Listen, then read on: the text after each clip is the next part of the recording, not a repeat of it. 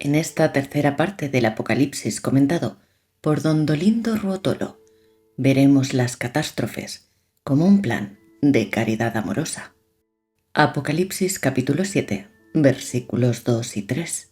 Y vi a otro ángel que subía del oriente y llevaba el sello de Dios vivo.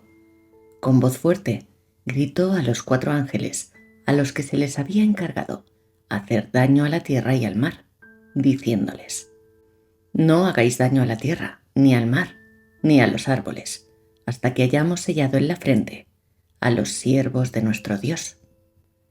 Apocalipsis 7, del 9 al 10.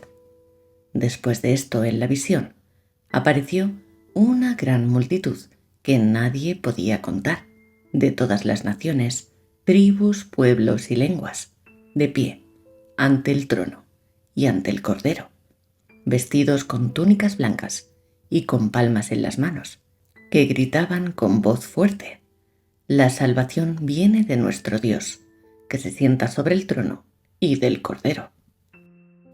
En los grandes flagelos que azotan a la humanidad al final de los periodos históricos de la vida de la Iglesia, el Señor tiene sus propios signos y reúne a los elegidos. No nos damos cuenta de esta obra de infinita misericordia, pero Él la hace en silencio y de una manera tan misteriosa y oculta que no podemos verla. Nos lo advierte en esta escena de los marcados y en la otra de la inmensa multitud de los santos. Nos lo advierte ante los dolorosos anuncios que está a punto de hacernos, pero cuando realiza esta obra de misericordia, la salvación la notamos muy poco, porque Él pasa entre torbellinos y tormentas, entre destrucción y muerte. La tierra entonces es como un valle profundo y oscuro, por donde pasan pecadores que nunca podrían haber esperado la salvación a causa de su obstinada voluntad.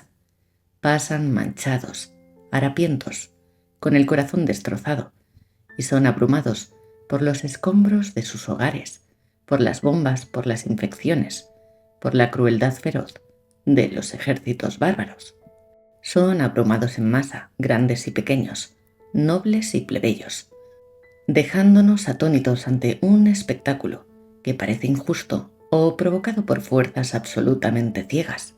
Levantemos la mirada después de catástrofes similares y veremos muchas almas vestidas de blanco, purificadas del azote y salvadas por la misericordia de Dios.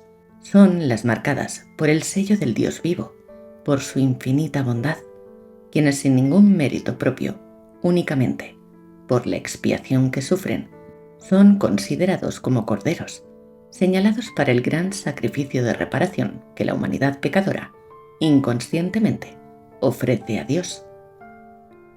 Si pensamos que la vida es un pasaje fugaz y que la muerte es el tributo seguro que todos pagamos después de unos años, y a menudo muy turbulentos, entendemos que Dios nos muestra una gran misericordia al terminar estos años con una expiación que nos salva eternamente.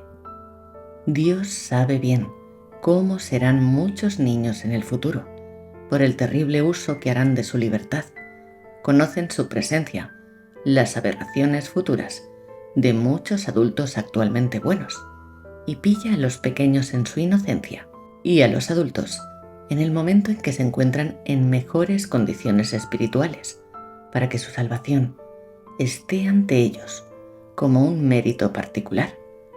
También abruma a los malvados, que permanecen impertinentes, y los castiga por sus pecados, pero también lo hace con un plan de caridad amorosa, disminuyendo sus responsabilidades y el castigo eterno que merecen, con la expiación que sufren.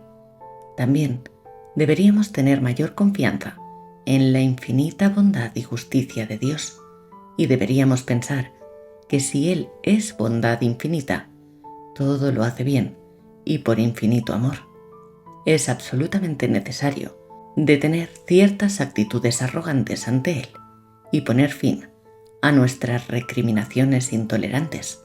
En los grandes flagelos y los oscuros misterios que los acompañan, solo debemos adorar, reparar y orar.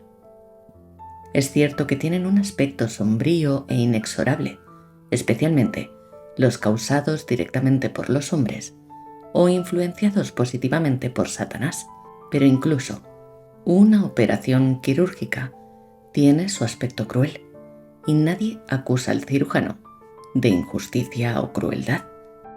Ciertos misterios amorosos de la providencia se nos escapan completamente en su verdad, y si tenemos un mínimo de juicio, debemos creer en la bondad de Dios, volvernos a poner en su voluntad y lamentar solo los grandes pecados que se han cometido y se cometen en el mundo, y particularmente nuestros pecados.